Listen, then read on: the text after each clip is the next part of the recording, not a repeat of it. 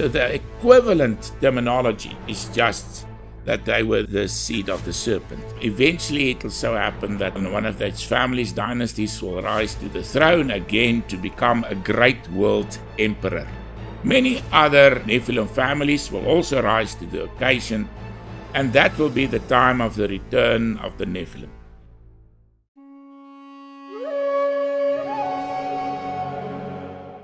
Welcome to today's episode, in which we take a deep dive into the ancient theme of rebellion in the celestial spheres, exploring the conflict between two groups of gods in Sumerian mythology. Vili, in your books like The Nine Ages and the related trilogy, you discuss an ancient mythos surrounding an initial rebellion and heavenly conflict. How does this manifest or realize itself on earth? Yeah, so what we find is the earliest layer of tradition in ancient Sumer. We already find this motive of fallen gods in that earliest strata of tradition. So it was an extremely old motive that we find in this tradition, that of the fallen gods, of the rebellion in the celestial sphere. On the one hand, we have the god An. An just means the highly elevated one. And he was the father of the gods, regarded as the father of the gods. He was the supreme god. And he was actually just the equivalent of El, the Semitic god El. So whereas the Semites called him El, the Sumerians called him An. These two names are just exact equivalents in my view. Interchangeable almost, eh? Yeah. And we do find that, for example, later on, the same symbol was read by the Semites as El, whereas in the Sumerian it was read as An. So the god An on the one hand, and then on the other hand, we had an opposing figure called Enki. Now, Enki's name means the Lord of the Earth or Lord of the Land. And he was the one, if we take all the different variations of the mythos into consideration, that actually rebelled against the authority of the supreme god. And the gods that followed him became known as the fallen gods. And they actually were closely linked with the earth. He was the Lord of the Earth. They became known as the Anunnaki of the earth. So they were closely linked with the earth. So we had this opposing groups from the earliest period in ancient Sumerian tradition. And then what we also have is, many of these earliest things go back long before the written texts. So, but we do find traditions that had been handed over. For example, one tradition is about the time when Dumuzi was king and ruled. According to the Sumerian king list, he was king towards the end. Well, he was one of the Sumerian house of Uruk, the first dynasty of Uruk, and we can link him or locate him more or less at the end of the Uruk period in ancient Sumerian tradition. Now, during his rule, according to a later text that actually captures this tradition, it so happened that Enki was elevated to the highest position of king among the gods. Now, previously, An was the king of the gods. But during this period, towards the end of the Uruk period, we find this strange tradition. And according to this tradition, Enki was elevated to the position of Anuship.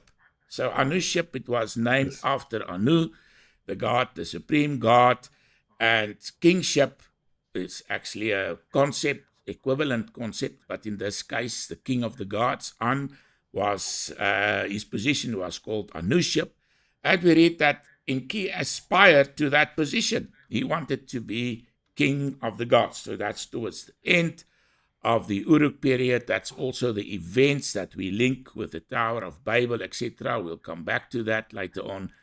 So we clearly find this competing positions between these two different groups from the earliest of times in ancient Sumer. It's almost this golden thread that runs through these different mythologies. But at the end of the day, when you look at it, it's the same story that features, Yeah. which is absolutely fascinating. Now, Viliaris, Enki's association with the serpent in Sumerian mythology parallel the biblical seed of the serpent. Yeah, so this conflict that we have between An, or the father of the gods, the supreme god, the highest god, and Enki, that very same tradition was just handed down throughout the ages in two opposing groups, and the one group eventually developed in what we can call the Nephilim tradition, and the other group in what became the biblical tradition. So what is quite interesting is, as you mentioned, in the biblical tradition, the snake that appeared to Eve.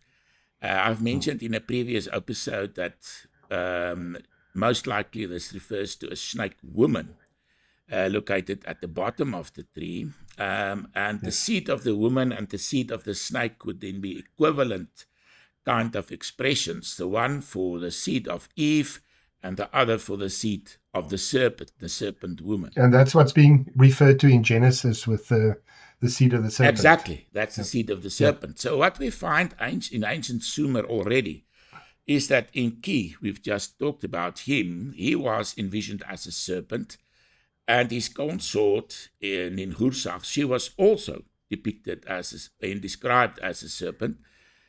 She's actually described with the bottom of a serpent and having a baby that she's breastfeeding.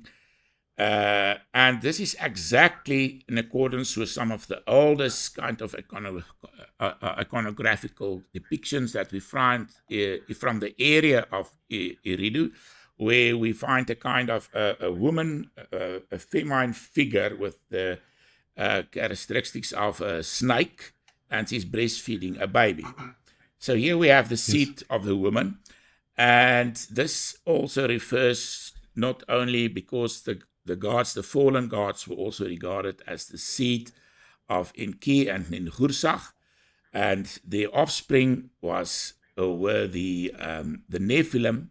So the equivalent terminology is just that they were the seed of the serpent. So the seed of the serpent is equivalent kind of terminology for the descendants of the fallen gods. And later on in later tradition, for example, when we follow this Nephilim tradition through the many ages of world history, we'll see, for example, in Canaan and later on also in Greece, that these families, some of them, were called the dragon seed. They were regarded as the seed of the dragon. So this is a kind of golden thread that we find throughout the ages associated with the Nephilim families and dynasties that claimed descent from the gods. This thread was that they were associated with and identified with the serpent or the dragon. And it's so interesting that you even find that in literature. With Arthurian legends. Yeah. And if you look at Vlad the Impaler, he was Vlad Dracula. We'll come back to many of these themes when we come to those periods in our discussion. Yeah, absolutely. Very, very fascinating. So, so can you elaborate on the evidence linking Enlil to the biblical El and how this shapes that cosmic divide between loyal and fallen gods in these celestial spheres? Yeah, so mentioning Enlil. Now, Enlil is a very interesting god. This is actually a Sumerian name. It's like El and An that I've mentioned previously. So in this case, the first that Enlil is mentioned is just after the Uruk period, in the time of a king called Enmebaragesi. He is, according to tradition, he was the one who first built a temple for Enlil. But at that time, he was clearly a Semite. He was from Kish. Kish was just to the north of Sumer, and at Kish, a Semite dynasty ruled. So he was, I don't believe there can be any doubt that he was a Semite. And if he was a Semite, the god's name would most likely have been Enlil. And I think many scholars agree that Enlil is a later development of an earlier name, Elil, which is just a doubling of Il, because he was regarded as the son of An or El. So El's son was then Elil, a doubling of Il, Elil. And in that sense, he shared in the essence of the supreme God. They were very closely connected. They were worshipped at the same temple. And we even find that the heavens in Sumerian times were divided in 3 parts. The middle part was associated with An. The upper heavens were associated with Elil or Enlil, and the lower regions, the netherworld and so forth, the Apsu, was closely connected with Enki. So these were the major gods. All the other gods were just of a totally different order.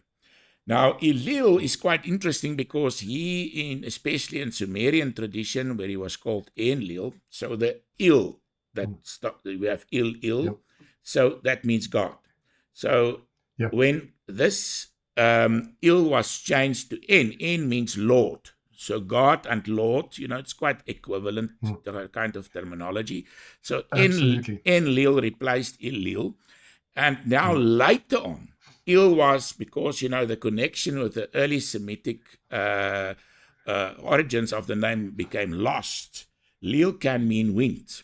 So later on, he became closely associated with storms and wind, etc. Wind or storms, and kingship as well. But that was later traditions. Originally, he was a Semitic god. His name was Enlil. And he became king of the gods. So after I've talked about the rebellion towards the end of the Uruk period, and before that time, An was king of the gods. And then it so happened that Enlil aspired to this position.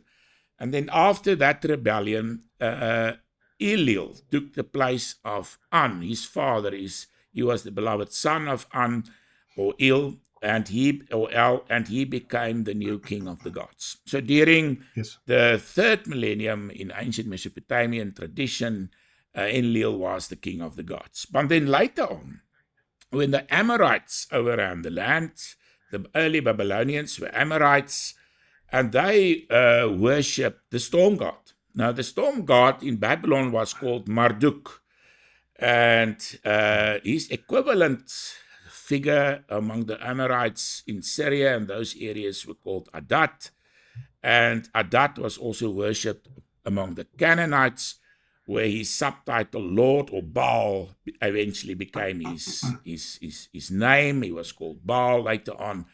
And so Baal and Adad and Marduk, they're all versions of the god that the Amorites worshipped, and they shared the same mythos. I don't have time to discuss that in any detail. But Marduk the Babylonians raised him to become the king, the new king of the Babylonian gods. And we already found that in the time of Hammurabi. So from that time on, there was a conflict, because before that, Enlil was the king of the gods. Now, Marduk, who was regarded as, you will not believe it, but the son of Enki. So we have this same 2 traditions. First, it was the conflict between An or El and Enki, and later on, El's or An's son, Enlil or Enlil, became king of the gods. And then after that, in the Babylonian period, Marduk, the son of Enki, became king of the gods. So we have this continuous opposition between these 2 different groupings throughout history. We find that. And so this is the origins of the god Enlil, just to give some background. It's so interesting. It's literally, it's a very sharp contrast between Enlil and then Enki's, this rebellious faction. A quick question with Enlil, associated with wind and storm, can I align him with the Hebrew Elohim? Yeah, so this is actually a later discussion which we'll have to have and go into much more detail into that. But El is actually the God that we find in Genesis in different forms. El Elyon, it's the highest, most high God. It's the exact equivalent of the El of earlier times, or An, which means the highly elevated one, or the mighty highest, one. Yeah, the highest one.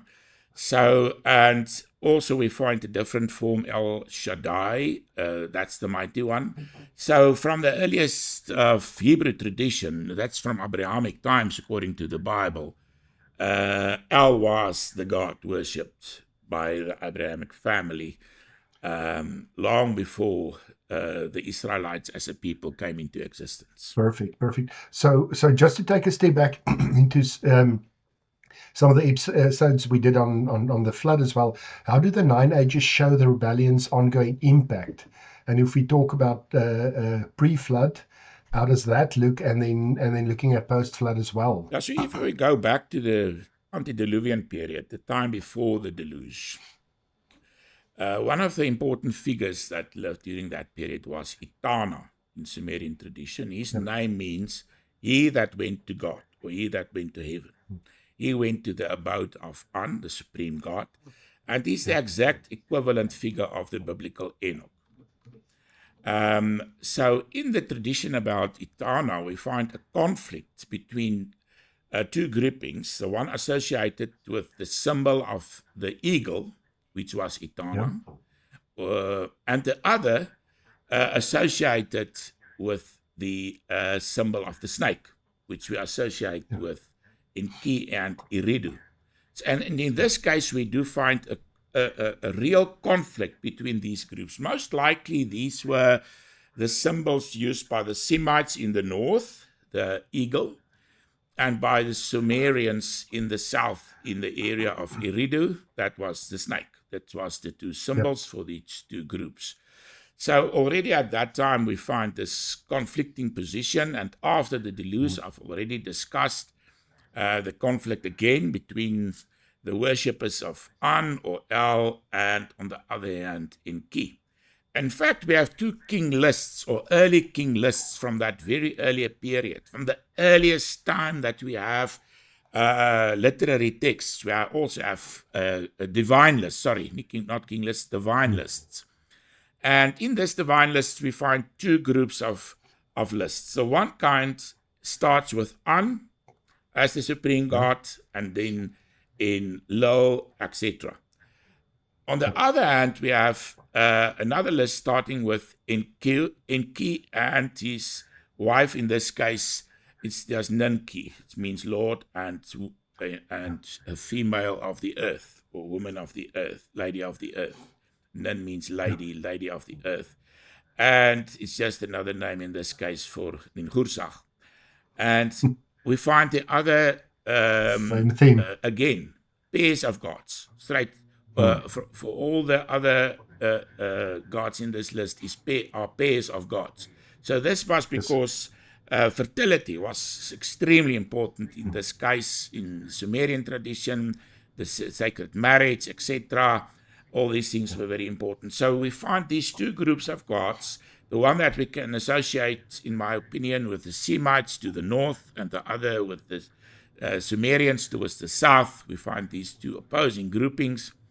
And the situation became slightly more complicated when, in the time of the Uruk period, it seems that some among them maybe wanted to see themselves within the framework of the Semites. But anyhow, that's a story for a different day. And we can follow these conflicting traditions throughout history, throughout the ages. Later on in the time of Jesus Christ, he was the Messiah, and he was from the biblical lineage, and the one tradition that stood in opposition to the other throughout all the ages. On the other hand, we have the Roman emperors. We had Julius Caesar, we had Augustus, both from the same family, the Julian family, and they were regarded as Nephilim. They regarded themselves as the scions of the great gods, even the greatest god, Jupiter, the storm god, which is the same as the Greek god Zeus. So we find these two traditions throughout history, and in my book, 9 Ages, I go into quite some detail with regard to especially the Nephilim tradition, but I also discuss the Abrahamic and the opposing tradition. throughout the Yeah. ages, throughout the 9 ages of world Yeah. history. So, Vili, how does the cosmic conflict of ancient times translate into later biblical theology? Yeah, so that's actually what is important. It's interesting to discuss all these things in terms of the ancient world and the conflict kind of motive that we find from the earliest of times. But what is important is that that very same motive through the ages evolved and eventually developed into the motive that we know so well in Christian theology of Satan or Lucifer in his leading the rebellion against God and the fallen angels that followed him. So the fallen gods just became the fallen angels. And so that means that the things that we are discussing, even though it relates to ancient times and the ancient world, is very relevant to today because it helps us And I can, to get a better understanding of how these things come together. Yes. yes, but I think it's important to mention that it's the same story that gets told in different Exactly. cultures at different Exactly. times. It's exactly that, and that's the Yeah. foundation of Yeah. it. Yes, Yeah. yes, So the important thing is to understand how all these things come together. So very yes. few people have the full picture of seeing how all the different aspects of the story come together as one story throughout history. And once we see that, it's like a revelation. It changes our world. Absolutely, absolutely. And with the different cultures, sometimes there's different angles, Yeah. but at the end Yeah. of the day, it's the same foundational story. Yes. So what ancient artifacts or texts, such as the Snake Woman, creepy figurine, or the Epic of Gilgamesh, best exemplify Enki's fallen lineage and its connection to the Nephilim that we've been discussing? Yeah, so the woman that you're talking about, we've discussed it earlier. So that's Yes. amazing figurine and very interesting. And then another very interesting figure is Gilgamesh.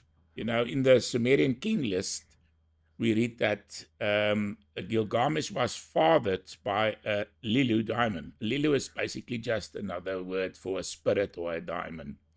So he was fathered by a Lilu diamond, which means that he was of supernatural descent, and he was regarded as 2/3 God, 2/3 divine. Yes. And what is more is that he was also, in the ancient Sumerian tradition, regarded as a giant. So he was a great king of Uruk. He was also a giant. And in so many and let me also just mention this, he was also so well known, a man of renown, as the Bible says in Genesis chapter Yes. 6, verse 4, especially via the Gilgamesh epic. He became so well known throughout the world as the greatest hero of Sumerian times. So in all these aspects and respects, he is actually the archetype of a Nephilim. We also find his name in the Dead Sea Scrolls in a book, the Book of the Giants. He's mentioned there in this book also. So there cannot be any doubt that Gilgamesh is a major figure in this tradition, and he's a very good example of the scourge of the gods. He was also of the same lineage as the house of Uruk that we've discussed earlier, that was believed to have been descended from the gods. Yeah. He's the archetypical Nephilim, if I can put it that way. Yeah, very, very interesting. So just a side comment with the Epic of Gilgamesh, would you recommend people read that or have a little peek? Yeah, definitely. I believe it's important for readers to become well acquainted with this story and all its many fascinating aspects. And once we see the bigger picture and all the different aspects and parts come together, it's fascinating to read all these ancient stories and myths as we proceed. And we'll discuss some of them in more detail in future. And if people have questions, they can always reach out. So Vili, in our modern times, how might the return of the Nephilim in the final ages manifest And what warnings does this offer for contemporary spiritual warfare? Something that's very topical nowadays. What is important is that, as we've discussed in this episode, is that we can trace the Nephilim throughout the ages. It's a continuous tradition. You know, my book, 9 Ages of the Nephilim, in that book I discuss the 9 ages throughout history that we can distinguish with regard to the story of the Nephilim. And we've traced them from ancient Mesopotamia to Canaan, to the Mediterranean world, to Egypt, to Europe. And eventually, when in Europe we find the first historical documents, and when names and families come to the fore, and we do have knowledge of who these people were, the one family that's extremely important for our story is the Merovingians. The Merovingians were regarded as of supernatural descent. And I'm very excited about discussing them. And some related families that were regarded as dragon seed. And we'll come back to that and discuss that in detail in future. But what is important is that those families continue to exist even to this day. And some of these families have been cast in, today in the previous episode we talked about the aliens, extraterrestrials. Yes. So it's just another way of casting the same story. So we find that some of these families are nowadays said to have been of extraterrestrial descent, and in other of these stories they are said to have been squains of the angels. So this is very, very relevant to our own day, and according to the cosmic code that's closely connected to the fate of the Nephilim, eventually it will so happen that one of them, or one of those families' dynasties, will rise to the throne again to become a great world emperor in the final days, which closely agree and correspond to the biblical figure of the Antichrist. And in that period, many other Nephilim families will also rise to the occasion, and that will be the time of the return of the Nephilim.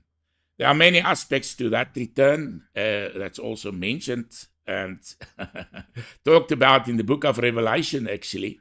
I discussed that in a new book of mine that I planned for this year, A Stone Fallen from Lucifer's Crown, is the book's name. And in that, I also discussed this, as well as in the third book of the Nephilim trilogy. So that is fascinating, and this is the kind of things that we can expect in future. Well, I'm looking forward to the new book. That's really, really exciting. So just to sort of tie in what you just said now, as well as how does everything we talked about previously tie into what we have, what we've been discussing now? So on this channel we are discussing the great heroic ages of history. And within the framework of these great heroic ages, we have the great legions of the past, and we have a certain mythos associated with those heroes, those great heroes. And part of this mythos include the story of the Nephilim. So the Nephilim is just a smaller part of a larger mythos. And in this mythos, the heavenly rebellion, the conflict in the celestial realms, that's an important aspect of the larger story. It's a part of the story that we find in the earliest of Sumerian tradition, and that has, as we've discussed, evolved throughout the ages. So this story that we are discussing has so many aspects and parts, and to bring all of that together, to have a better understanding of how all these things fit together and what is the implications for our day and age, this is what we are trying to do on this channel. And I believe that today's topic are so relevant and important with regard to especially the Nephilim and the story of the Nephilim. With absolutely, without a doubt. And it's very interesting stuff, but it's also very complex. So I do recommend that people that haven't listened to or looked at the previous videos actually go back and perhaps start from scratch at the first episode and then work through and then hop on the path with me and Willie and continue on the Absolutely. journey with us. Yes. Yeah, and ask And questions. We would like to have questions. If you have questions, yes. please ask your questions in the comments, and we would like to discuss those questions. And commenting on the videos are also important in the sense that it pushes our video, and more people can see it, become part of the community. So become engaged. We would really love that, to see you becoming more and more engaged. Absolutely. The question you have might be a question that someone else has as well. Yes. So, but Willie, thank you very much, and thank you for the time. I really appreciate it. This has been fascinating. I am looking forward to the next discussion, and I can mention it. It's sort of covers the fallen seed, the myths of divine descent in the Middle East. So something really interesting to look forward to. Yeah, and those listeners that have not yet subscribed, please subscribe. We would love that. Awesome. Thank you very much. I'll see you on the next one. Yep.